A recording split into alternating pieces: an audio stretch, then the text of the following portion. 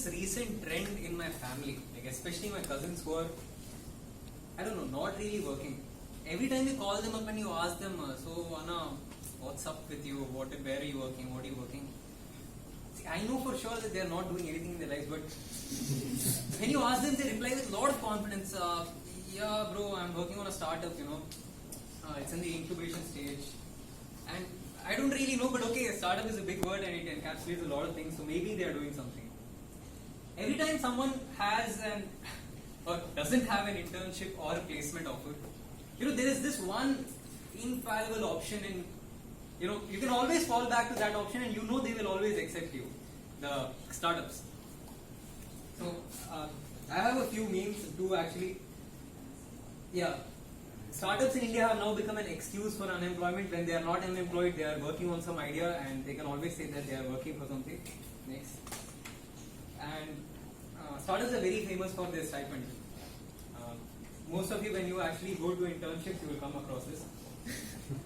So, when you think of startups in India, there are many new and growing startups like Oyo, Ola and Zomato. India is on a startup high. KPMG published a report which said that in a span of 10 years, from 2008 to 2018, the number of startups in India grew from 7,500 to 50,000 startups. That's a 7.5x increase. Okay, so ours is a startup obsessed nation. But when you look closely at the startups which are coming about, you observe a trend. They're all tech. All of these are app or website based startups. So put that on hold. I have a question for you all. What do you think is the population of India? 1.3 billion. 1.3 billion. Now, what do you think is the urban population of India? Around 30 lakhs. No. 30 lakhs. Don't say 30 crore. 30 crore. 30 crore. Yes, that's actually right. So, by urban population, I mean people who have access to urban facilities, which there implies access to internet, which there implies access to apps like this. Yeah. So, next slide. We have a population of 1.3 billion. We have 0.3 billion people who have access to tech. Tech startups are targeting just these 0.3 billion people and generating billionaires, unicorns. But do you know one unicorn which is non-tech? Which is making lives of people who do not have access to internet much more better. One non-tech startup which is a unicorn? Yeah. I don't think so. So, what about this 1 billion people? Now, this is a tremendously big market, and I don't think any startup is targeting them. And this is where social entrepreneurship comes into picture. Good evening, fellow Toastmasters and guests. And I'm Bhargav Mamigiri, and I'm here to give you an introduction to social entrepreneurship. And I'll do so with the help of Wilma and the 3 P's of social entrepreneurship. Now, Wilma is a very cool lady. She is a former journalist, and in her spare time, she shows her friends around India. So it's 2007, and she has her German friends visiting. She has shown them around Bangalore. She's in Tamil Nadu, and they are all enamored, encaptured by her. They are all enamored and by our cultural diversity, okay, our traditions. But they all have one question in their mind. Why is our country so damn dirty? Yeah. Now, at first she was very startled. See, if you ask a 4th year NIT student, how are your toilets? Okay. Most of them will be like, yeah, they are okay, cool. The fact is, in these 4 years, we have become insensitive to a view like this. Okay. We have just become insensitive. And Wilma also realized that there is so much garbage around, but she has just become insensitive to it. Okay. So this question was like enlightenment for Wilma, because post this question, every time she saw around, she only saw garbage, which is the actual truth. She saw garbage on the floor, on the streets. She saw garbage being thrown into rivers. She saw overflowing municipality bins. Ironically, said keep city clean. They are all overflowing. All this garbage is being collected and put into the landfills. Now landfills are just overflowing. All that waste is seeping into the ground, polluting the water table, causing soil pollution, making the land infertile. What about the rest? Some of it is being burnt, causing air pollution. in every way, garbage is because of because it's being mishandled is basically a threat to the planet right now. So the first P of entrepreneurship is planet, and this is a problem which is definitely a threat to the planet. Okay. Next, so she decided, okay, let's just see how waste management is done in India, and she observed, and when she was observing, what's the word of it? She felt, she felt very dissatisfied at the repugnant state of affairs. Okay, especially in the way waste is handled, because at the very root, all this garbage is going to be handled by people, right? And look at the state of people who are handling garbage in India.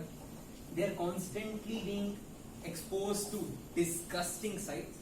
They are living in unhygienic conditions. Many of them do not have access to basic amenities. Yeah. So there is a problem which is impacting the planet, and the second P of social entrepreneurship, that is the people. So she decided, okay, there is a problem and I definitely need to do something about it. So she went about researching and observing how waste is being handled. And she realized that someone's waste is definitely someone else's gold. On a side note, Rahul Gandhi to Modi ji. Yeah? So garbage becomes garbage because, all of it is being mixed into one plastic bag and being thrown out. She realized that if this garbage was being segregated at the very source, it could be recycled. Yeah. So the first principle was segregation at source. You can see if you just read metal, paper, plastic, organic material, all of this being segregated at the source is first observation. The second observation is most of the waste is being handled by the municipality. Okay. Now this one central node which is handling all of the waste management in a city. She came up with decentralized waste management. What that means is every different community in a city, different institutes, different societies, housing communities, they have their own mini waste management centers. Now, how to come about that? So she approached ISC Bangalore, and they actually came up with this is a kid's model. The idea is that they actually came up with a model for a small sustainable recycling unit which can be installed in communities. So now she has two ideas to battle this problem, right? But okay, for any new venture, you need something which is money. But in order to make that venture sustainable, to make it work for years, you need the third P of social entrepreneurship, which is profits. So from where does she get profits? So here she had to think a little, and she realized that if she approaches socially conscious organizations, suppose she approached IIM Bangalore, yeah, and she took them on a guilt trip saying that you guys are producing 30 tons of waste every month, and this is what is happening to the waste you're producing, and you're killing people in the end.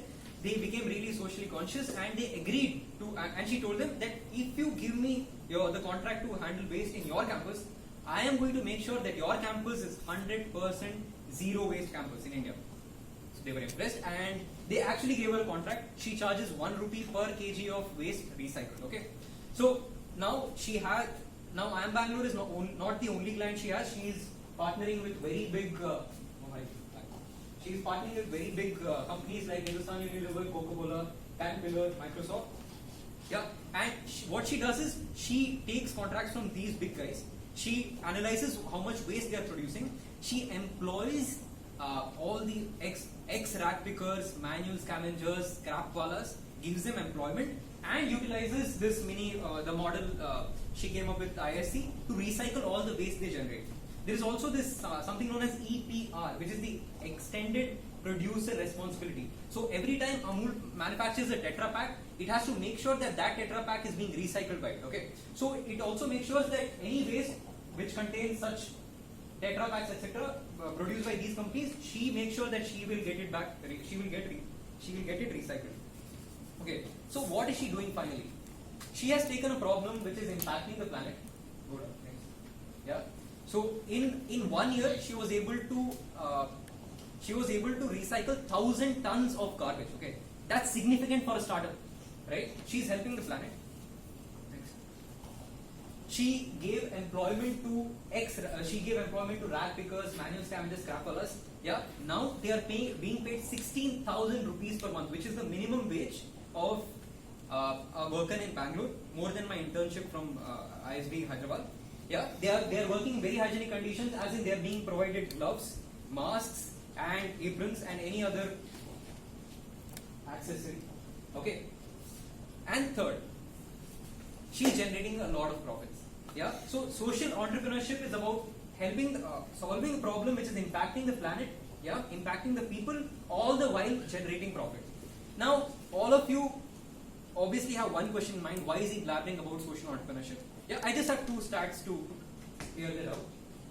In our country, problems are everywhere. Right from the moment you step into a class every day, yeah, you see a problem walking. Yeah.